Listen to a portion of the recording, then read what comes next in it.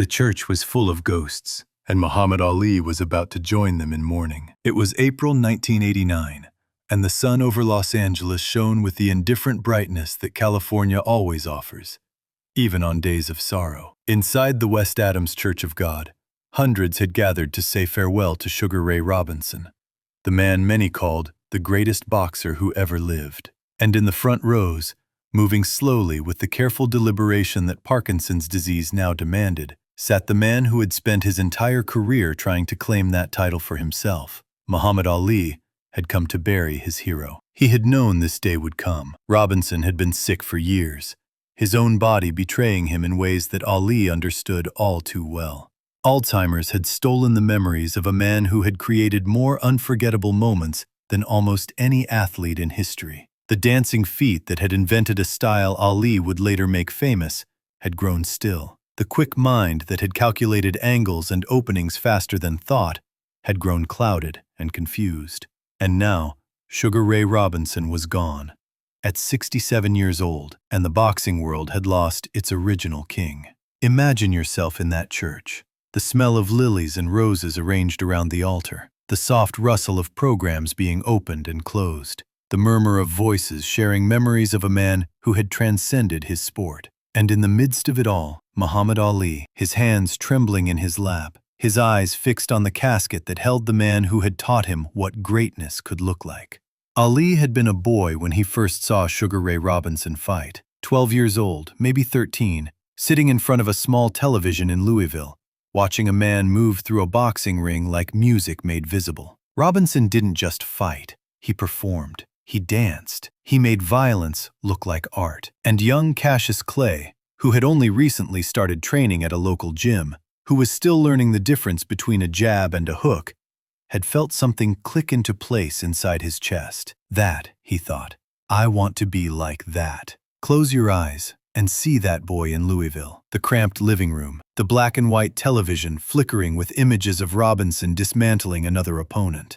The absolute certainty forming in a young mind that this was what he was born to do. According to those who knew Ali in his early years, he talked about Robinson constantly. He studied films of Robinson's fights the way other students studied textbooks. He practiced Robinson's moves in front of mirrors, trying to capture that effortless grace, that perfect balance between power and beauty. Sugar Ray Robinson is the king, the master, my idol, Ali would say throughout his career. I copied everything he did, the way he moved, the way he talked, the way he carried himself. If you want to know where I came from, look at Sugar Ray Robinson. But it wasn't just the boxing that Ali admired. It was the style. Robinson drove pink Cadillacs. He owned nightclubs in Harlem. He walked through the world like he owned it, like no one could tell him who to be or how to behave. In an era when black athletes were expected to be humble and grateful, Robinson was neither. He was proud. He was flashy. He was unapologetically himself. And Ali, who would later revolutionize the world with his own brand of proud, flashy self-expression, saw the blueprint in Sugar Ray Robinson. Let your breathing slow as you consider the weight of influence. Every artist has teachers. Every innovator stands on the shoulders of those who came before. Ali may have become the most famous athlete in the world, but he never forgot who had shown him the way. They had met many times over the years, at fights and press conferences, and the endless circuit of celebrity events that both men navigated. Robinson had watched Ali's career unfold with what observers described as a mixture of pride and something else, something harder to name. Perhaps envy, that Ali had achieved a level of fame Robinson had never known. Perhaps satisfaction, that his own influence lived on in this younger man. Perhaps simply the complex emotions that arise when a master watches his student surpass him in the eyes of the world. According to those who knew both men, the relationship was warm but not without tension. Ali called Robinson the greatest, but Ali also called himself the greatest. Robinson appreciated the tribute, but part of him bristled at being treated as history while Ali was still making it. And now, Robinson was truly history, and Ali was sitting in a church preparing to say goodbye. The service was long, as funerals for great men often are. Speakers rose to share memories. Ministers offered prayers. Songs were sung that Robinson had loved, melodies that had played in the clubs he owned, in the cars he drove, in the life he had lived so fully. Ali listened to all of it, his face showing the impassive mask that Parkinson's had given him. Those who did not know about his disease might have thought he was unmoved. Those who knew him better could see the emotion swimming beneath the surface, looking for a way to express itself through a body that no longer cooperated with the heart inside it. Picture him sitting there, the most famous boxer in the world, mourning the only boxer he had ever admitted was greater, the man who had taught him to dance, to talk, to carry himself like royalty, the man whose moves he had practiced in mirrors for decades, whose fights he had studied until he knew every punch by heart. That man was in a casket now, and Ali could not escape the knowledge that he himself was traveling the same road. Breathe deeply and feel the weight of mortality settling over that church. Every person there knew that time was undefeated. Every fighter in attendance had learned, in the most personal way possible, that the body fails. And now they were gathered to acknowledge that truth one more time. According to those who were present, Ali was asked to speak. It was not planned, not part of the official program, but someone, perhaps a family member, perhaps another boxing legend, suggested that Ali should say a few words. The church grew quiet. All eyes turned to the man in the front row. He rose slowly, each movement a negotiation with muscles that no longer obeyed smoothly. His entourage moved to help him, but he waved them off. He would do this himself. He had to do this himself. The walk to the podium took longer than it should have, but no one was impatient. This was Muhammad Ali approaching the altar, and the congregation would wait as long as it took. When he finally stood before them, gripping the podium to steady himself, the silence was absolute. Not the uncomfortable silence of pity, but the reverent silence of respect. Here was a man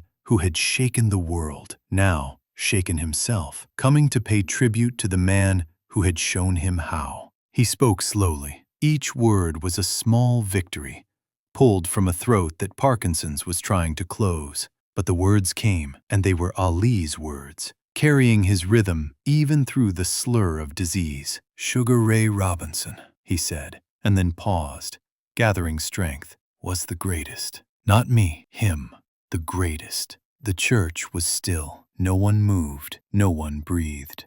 "I stole everything from him," Ali continued. "The dancing, the talking, the pretty, all of it.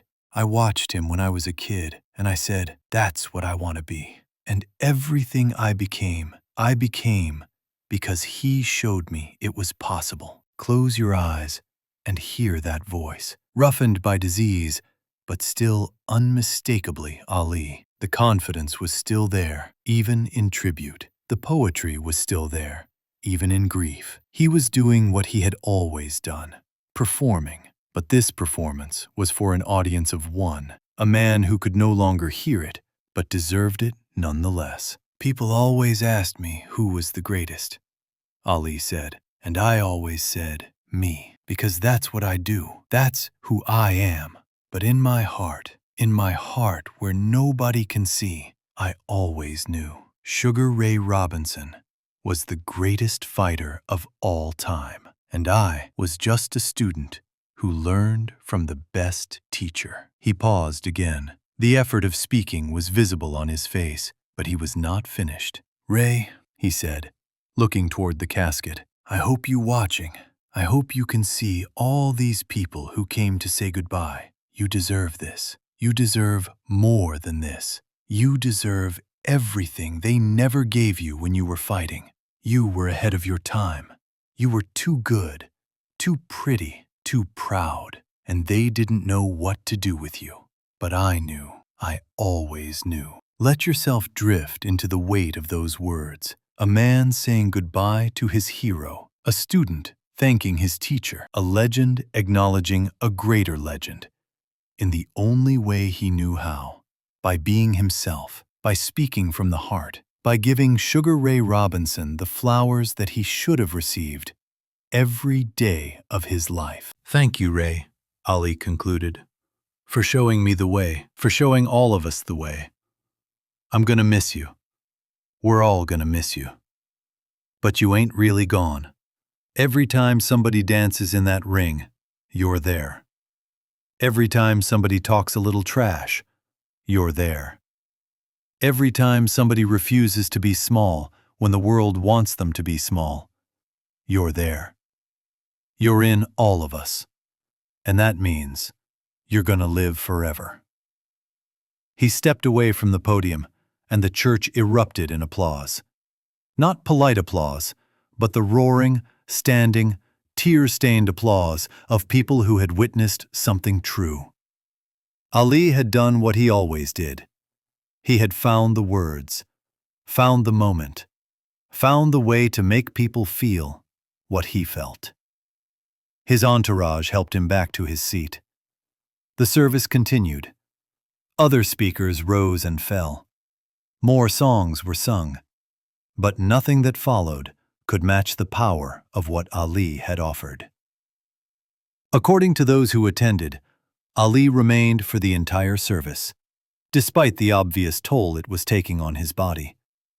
He stayed for the final prayers. He stayed as the casket was carried out. He stayed until there was nothing left to stay for. And then, slowly, surrounded by those who loved him, he made his way out of the church and into the Los Angeles sunlight. Picture him standing on the church steps for a moment, blinking in the brightness. The crowd parting around him. The cameras clicking, as cameras always clicked when Ali appeared anywhere. But his mind was elsewhere. Perhaps still inside the church. Perhaps back in Louisville, watching a black and white television. Perhaps in some space where time folds and a boy can meet his hero and thank him properly. Breathe with him now. Feel the California sun warming skin that no longer moves quite right. Feel the grief mixed with gratitude, the sorrow mixed with celebration. Sugar Ray Robinson was gone, but Sugar Ray Robinson was also everywhere. In every fighter who ever danced, in every athlete who ever talked, in every proud black man who ever refused to shrink. And especially in Muhammad Ali, who carried Robinson's legacy in his very bones. The drive back to Ali's hotel was quiet. Lonnie held his hand. His assistants spoke in low voices about logistics and schedules. But Ali was somewhere else, lost in memories that only he could access. According to those who were with him, he said only one thing on that drive. He looked out the window at the passing city and spoke, his voice barely above a whisper. "He was so beautiful," Ali said. "You should have seen him.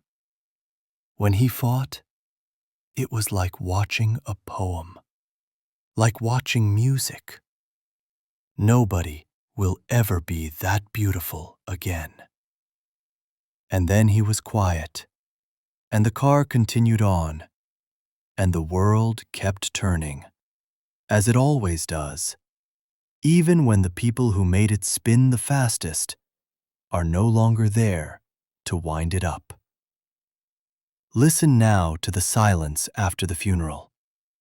The church empty except for the flowers. The programs scattered on pews. The lingering scent of perfume and sorrow. Sugar Ray Robinson would be buried in a cemetery in Los Angeles, his grave marked with a simple stone that belied the enormity of his influence. Visitors would come over the years, some famous, some ordinary, all paying tribute to a man who had changed what it meant to be an athlete. And Muhammad Ali would carry Robinson with him for the rest of his life. In interviews, he would continue to call Robinson the greatest. In private moments, he would tell younger fighters to study Robinson's films. In his own declining years, as Parkinson's claimed more and more of his abilities, he would perhaps find comfort in knowing that he had done what Robinson had done. He had shown the world what was possible. Let yourself drift toward sleep now, as the story drifts toward its close. The church is empty. The mourners have gone home. The flowers are beginning to wilt.